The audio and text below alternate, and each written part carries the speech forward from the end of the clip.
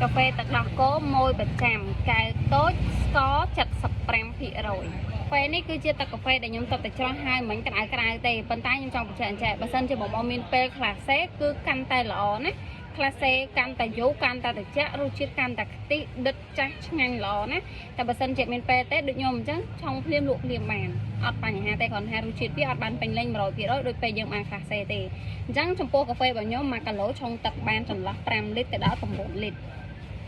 cà phê 80ទឹកដោះគោខាប់30ស្មើនឹងជាតិផ្អែម75%ទឹកដោះគោស្រស់30ទឹកដោះគោស្រស់ខ្ញុំប្រើម៉ាក Indomil ណា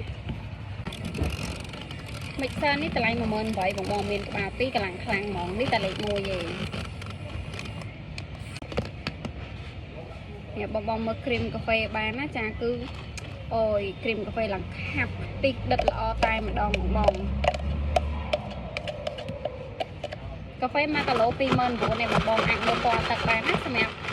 ពណ៌ទឹកកាហ្វេដែលខ្ញុំកំពុងតែឆុងនេះរាល់ថ្ងៃគឺខ្ញុំឆុងជាមួយនឹង1គីឡូយកទឹក8លីត្រកន្លះ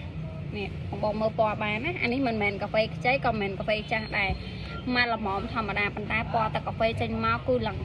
ចាស់ពណ៌ដិតល្អហ្មង